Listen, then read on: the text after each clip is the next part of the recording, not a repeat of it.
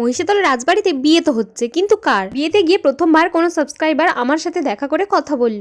বিয়ে বাড়িতে শুধু খেতে গেছি, খানে কে দাও রে। ভুল করে মনে হচ্ছে কারোর ব্রেকআপ পার্টিতে চলে এসেছি। বাজে 7:52 আর আমরা যাব বিয়ে বাড়িতে, সেই জন্য রেডি হয়ে এখন বেরিয়ে পড়েছি। আর কাকু ওইদিকে গাড়িটা বের করছে, আর এত ঠান্ডা কি বলবো, মুখ থেকে রীতিমতো ধোঁয়া বেরোচ্ছে। So hello everyone, this is me Riya Maiti, welcome back to my channel রিয়াতা ব্লগার। তোমরা আছো আমার সাথে আমার জীবনের মুহূর্তগুলির সঙ্গী হতে। তো চলো আজকে একটা এক্সাইটিং ব্লগ হতে চলেছে, কারণ মহিষাদল রাজবাড়িতে বিয়ে বাড়িতে যাচ্ছি। সেই গেছিলাম কাকিমা আর কাকুর বিয়ের সময়, ফার্স্ট বিয়ে ওখানে। আমার এর পরে অনেক বিয়ে হয়ে গেছে, এটা কিন্তু কাকিমার বিয়েতে ফার্স্ট। হ্যাঁ, কাকিমার বিয়েটা ফার্স্ট হয়েছিল। আর এটা আমাদের আবার একটা রিলেটিভদের বিয়ে হচ্ছে, সেই জন্য আমরা সেখানে ইনভাইট আছি। এই জন্য আমি যাচ্ছি, আমি, বোন, ছোটো কাকু, কাকিমা আর স্যানো ঠাকুমা। গাড়িটা নিয়ে কাকু যেই আমাদের বাড়ির সামনে ঢালাই রাস্তাটাতে বেরোলো, অমনি আরও একটা বরের গাড়ি এসে সামনে দাঁড়িয়ে গেল। কারণ আজকে আমাদের বাড়ির এখানে 3টে বিয়ে বাড়ি হচ্ছে, তো সে তাদেরই গাড়ি কোনো রকমে পাস কাটিয়ে আমরা এখন চলে এসেছি মহিষাদল রাজবাড়িতে। আমি বিয়ে বাড়িতে গেলে ফার্স্ট যে জিনিসটা দেখি সেটা হচ্ছে ডেকোরেশন। আর আমার প্রত্যেকটা জায়গার ডেকোরেশন এত ভালো লাগে, সেটা বলে বোঝানোর মতো নয়। তো এখানে এন্ট্রি গেটটা এরকম ছিল, আর এক সাইডে ব্রাইড আর গ্রুমের নাম লেখা ছিল দেবলীনা ওয়েডস অনুরাগ। আর আমাদের আজকে যে গ্রুম আসে তার বাড়ি কিন্তু এখানে নয়, হায়দ্রাবাদ। দুজনের কিন্তু ম্যাট্রিমনি সাইড থেকে আলাপ, আর তারপরেই আজকে বিয়েটা হচ্ছে। আজ এখানে এসে আমার সাথে তো আনএক্সপেক্টেড একটা জিনিস ঘটলো, সেটা হচ্ছে ফার্স্ট টাইমের জন্য hashtag Riya the blogger fan movement create হলো। আমরা যখন ব্রাইডের সাথে দেখা করতে যাই, এই দিদিভাই ওখানেই বসেছিল। তারপর আমাকে দেখে চিনতে পেরেছে, তাও একজনের কাছ থেকে কনফার্ম হয়ে আমার সাথে কথা বলতে এসছে। সেটা তো আমি বুঝতে পারিনি, আমি তো শুনে জাস্ট অবাক হয়ে গেছি। আমাকে বলছে যে তুমি তো সেই রিয়া। আমি বলছি হ্যাঁ। বলছে আমি তোমার প্রত্যেকটা ভিডিও দেখি, এটা তো তোমার বোন কাকিমা। বলছে হ্যাঁ। বলছে তোমার সাথে দেখা হয়ে খুব ভালো লাগলো। আমিও অনেকক্ষণ দাঁড়িয়ে দাঁড়িয়ে কথা বললাম। তোমাদের মধ্যে কেউ এসে আমার সাথে কথা বলছো, দেখা করছো, এটা আমার কাছে সত্যি অনেক বড় প্রাপ্তি।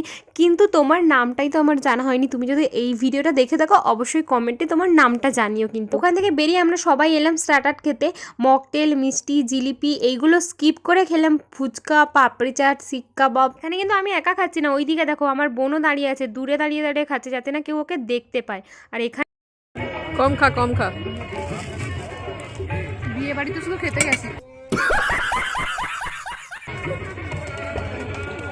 সহি বাত। কি খাবি? পাপড়ি চাট। তোর জন্য নয়। এখানে মকটেল আছে, আমি মকটেল খেতে হবে। মকটেল মানে শুধু ওইখানে হয়েছিলাম খাবো ককটেল। কাম্মা হামলা।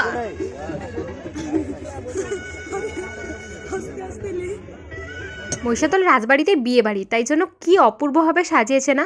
কিন্তু কার বিয়ে? আসলে এই রাজবাড়ি তো এখন রেন্টে দেওয়া হয়, তাই জন্য যাদের যে ব্রাইডের বাড়ি থেকে বুক করে তাদেরই বিয়ে হয়। সো আজকে যে ব্রাইডের বিয়ে হচ্ছে আমাদের একটা রিলেটিভ হয়, সেই হিসেবে আমাদের আজকে এখানে আসা। আজকে 15ই ডিসেম্বর, আজকে মোটামুটি প্রায় সকলেরই বিয়ে হয়ে যাচ্ছে। আর যাদের বিয়ে হচ্ছে না তাদের আমার মতো এবছর আর বিয়ে হয়। আজকের দিনে এতজনেরই বিয়ে হচ্ছে, মোটামুটি হোয়াটসঅ্যাপ, ফেসবুক, ইনস্টাগ্রাম খুললে প্রত্যেকেরই স্ট্যাটাসে দেখছি যে কোনো না কোনো বিয়ে বাড়িতে গেছে। যেমন আমিও এই স্টার্টারটা খাওয়ার পর একটু টাইম নষ্ট না করে আমরা চলে এসেছি ডিনারটা করব বলে, কারণ আজকের ঠান্ডাটা প্রচণ্ড পরিমাণে। আর তারপরে করেছে ওপেন ডেকোরেশন, সেখানে তো ঠান্ডাটা আরও বেশি পরিমাণেই লাগছে। সেই জন্য খাওয়া দাওয়া করে আগে বাড়ি চলে যেতে হবে। আর এখানে বুফে সিস্টেম হয়েছে, তাই জন্য একটা করে প্লেট নিয়ে নিয়েছি সবাই, নিয়ে যে যার পছন্দ মতো খাবারগুলো নিয়ে নিচ্ছি। খালি প্লেট নিয়ে দাঁড়িয়ে আছি বলে আমার বোন কি বলে শোনো। খানে কে দাও রে।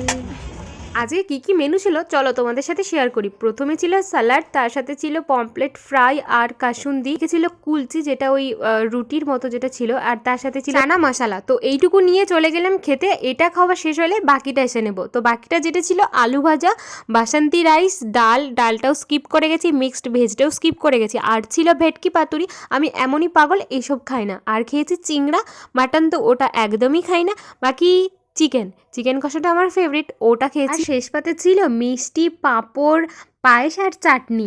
জানো তো বুফে সিস্টেম বলে আমরা খাবারগুলো নিয়ে গিয়ে সাইডে চেয়ার টেবিলে বসে বসে খাচ্ছিলাম, কিন্তু খাওয়ার শেষে প্লেটগুলো ফেলে দিয়ে হাতটা ধুয়ে নিয়েছি, তখন মনে হলো যে আমরা এইগুলো তো নিতেই ভুলে গেছি। মানে কি বলবো, মানুষ বিয়েবাড়িতে আসে খাওয়ার জন্য আর আমরা খাওয়ারটাই ভুলে গেছি।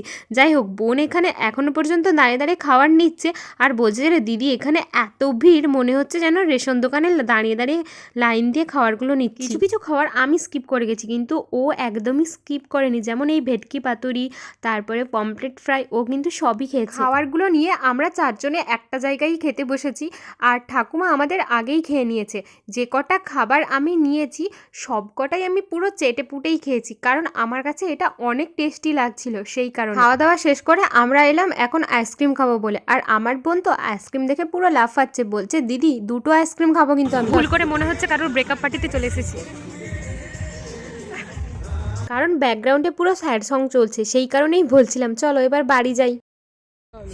ওই জন্য আগে তুলতে হতো। বলো, আইসক্রিম শেষ, এবার বাড়ি চলো। আইসক্রিম শেষ, আমরা এখনো বরটা দেখতে পাই। আইসক্রিম তো খাওয়া হয়ে গেছে, কিন্তু আমরা এদিকে আমরা এখনো বর দেখতে পেলাম না, কারণ বর এখনো পর্যন্ত এসে পৌঁছায়নি। কটা বাজে? টাইম কটা? 9:50, এখনো পর্যন্ত বর আসেনি। আমরা কেন অর্ধেক, মানে সব রিলেটিভরা খেয়ে বেরিয়ে যাচ্ছে, বর সব ফটোতে দেখবে। তাহলে বেরিয়ে এলাম, তারপরে দেখি না বর আসছে।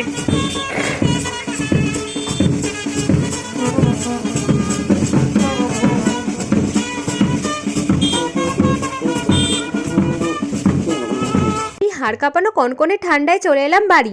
আর তোমাদের সাথে দেখা হচ্ছে নেক্সট কোনো ভ্লগে। আজকের মতো বাই।